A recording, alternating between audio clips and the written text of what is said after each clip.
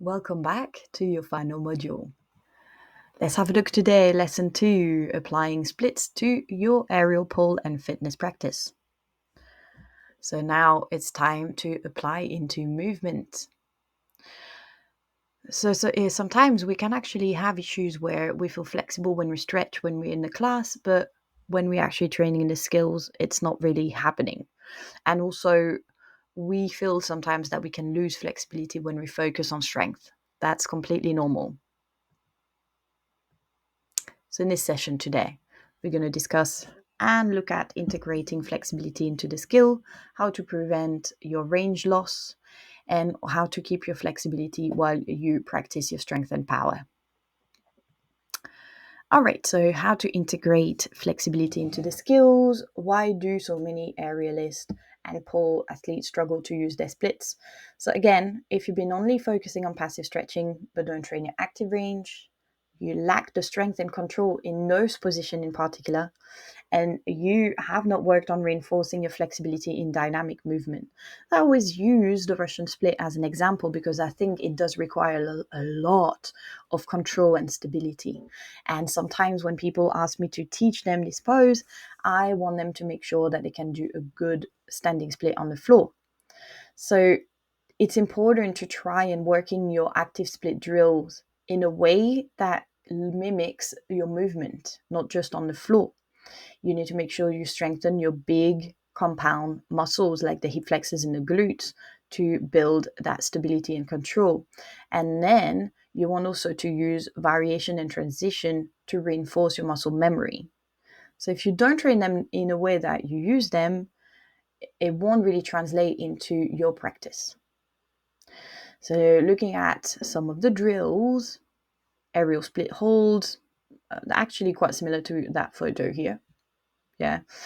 So this one, it says get into straddle hold front balance position. You can actually hold that split.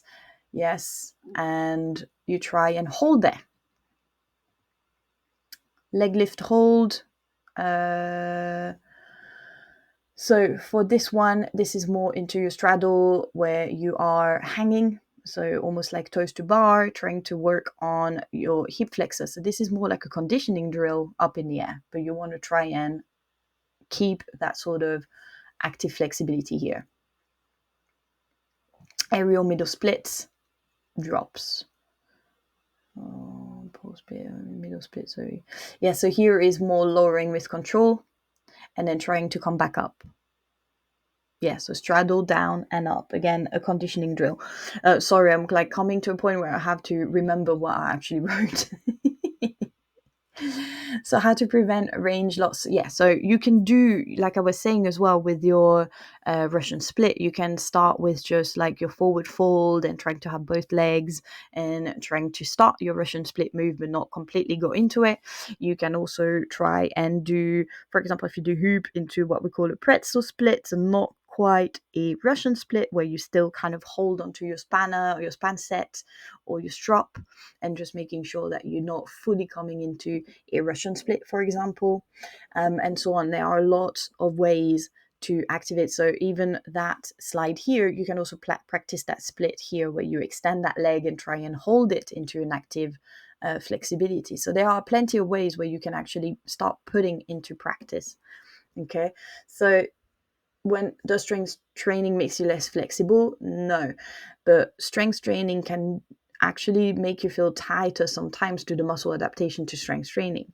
So it's quite important to keep going with your active and range flexibility, making sure that you keep your hip mobility, dynamic stretching in your warm-up when you do the strength training, and pair with a few flexibility drills as well. So thinking, like I was explaining, when you do your workouts, you can do some of the drills that you've learned in class as your mobility warm up, and you can do some of the post drill sort of end range and active stretching drills after your workout. And like I was explaining to you, I do 3 workouts a week, and sometimes when I'm on my deload, or for example, when I'm on my cycle where my hormones don't allow me to go very heavy, I lower a bit the weight, but then I work on deepening my range of motion. So you can start thinking like this. Strength is really your best friend. So how to keep your flexibility while gaining your strength and power? You can keep training 2 to 3 times per week. It doesn't have to be daily.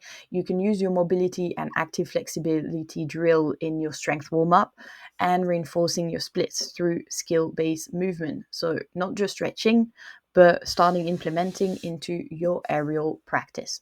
It's a lot easier to maintain and than to build. So remember what we explained about maintaining it is just a few 5-10 minutes practice, but training is a little bit more intensive. So if you don't want to lose it when you do your strength, you can train 2 or 3 times. I'm quite lucky because I teach it, so I'm very likely to keep my flexibility.